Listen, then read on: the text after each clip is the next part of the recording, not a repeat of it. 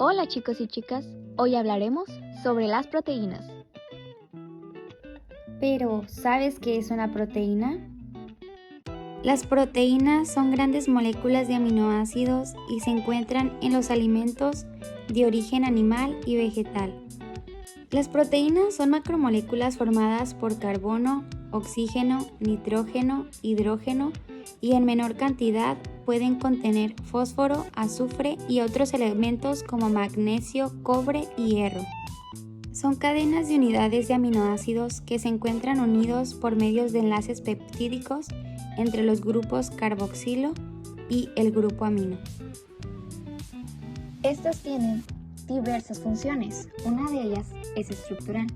Estas forman parte de la membrana celular, cilios y flagelos, microtúbulos, fibrillas contráctiles, entre otras, dando como ejemplo el colágeno, la gelatina, las glucoproteínas y queratinas. Otra de ellas es la catalítica o enzimática. Estas, muchas son enzimas y catalizan reacciones químicas que son la base de la vida. Reguladora u hormonal. Muchas son hormonas cuya acción es parecida a la de las enzimas, pero en vez de ser local se realiza en todo el organismo. Ejemplo, insulina, FSH, hormona folículo-estimulante, tiroxina, entre otras. Reserva, como las albuminas y la caseína que actúan como almacén de aminoácidos. Defensiva, las globulinas o anticuerpos actúan defendiendo al organismo de sustancias extrañas. Contráctil. Algunas, como la actina y la miosina, intervienen en la contracción muscular. Transportadora. Pueden transportar distintos tipos de sustancias, como la hemoglobina, citocromos, lipoproteínas, entre otras. Homeostática. Algunas colaboran en mantener estables las constantes del medio, como el pH y la concentración osmótica. ¿Conoces cuál es la clasificación de las proteínas? Vamos a esto. Estas se clasifican tomando como criterio su composición, forma, estructura y solubilidad. Estas están divididas en dos grandes grupos, holoproteínas y heteroproteínas. Las holoproteínas son proteínas simples compuestas únicamente por aminoácidos. Estas pueden ser Proteínas globulares. Son más o menos redondeadas, solubles en aguas, coloides. Tienen estructura terciaria o cuaternaria y función dinámica. Las más importantes son albuminas, globulinas, protaminas e histonas. Las albuminas tienen la función de reserva y transportadoras, como la ovoalbumina de la clara del huevo y la lactoalbumina de la leche y la ceroalbumina de la sangre. Globulinas alfa, beta y gamma.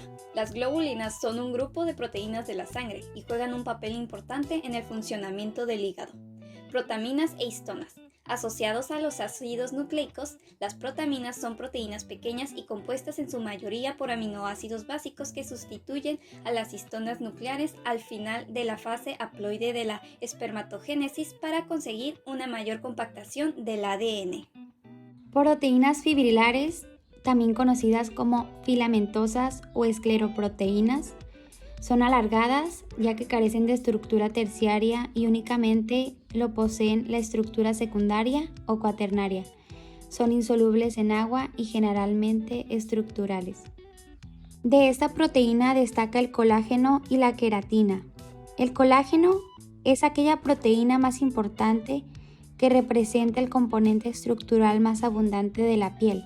Abunda en el tejido conjuntivo, cartilaginoso y óseo, y tiene función de protección y soporte. La queratina es una proteína rica en azufre que constituye la parte fundamental de las capas más externas de la epidermis y de tejidos como las uñas, el pelo, las plumas, las pezuñas o los cuernos. las heteroproteínas, proteínas conjugadas. Estas están formadas por dos moléculas. Grupo proteico, una proteína. El grupo prostético. Esta es una molécula no proteica que esta se puede unir mediante enlace débil o covalente. Si una heteroproteína pierde su grupo prostético, recibe el nombre de apoproteína. Según la naturaleza, el grupo prostético se clasifican en 7. Glicoproteínas, como las mucinas, los anticuerpos y las hormonas FSH y LH. lipoproteínas, como el LDL y HDL, fosfoproteínas, con ácido fosfórico, como la caseína de la leche, nucleoproteínas, como los cromosomas y la cromatina, cromoproteínas, en las cuales el grupo prostético es una sustancia coloreada denominada pigmento. A continuación hablaremos acerca de los niveles de organización de las proteínas. La forma de una proteína es muy importante para su función. Para entender cómo una proteína obtiene su forma final, necesitamos comprender los 4 niveles de su estructura. Estructura primaria. Es la estructura de las proteínas más sencilla. Es lineal y se convierte en tridimensional al plegarse. De igual forma, está determinada en la información genética, y los enlaces que mantienen su estabilidad son enlaces peptídicos. Estructura secundaria.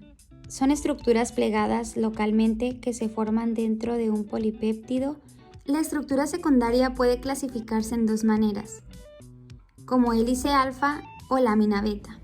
Como podemos observar, la diferencia radica en que en el enlace peptídico de la hoja plegada beta se dispone en forma de zigzag. Estructura terciaria.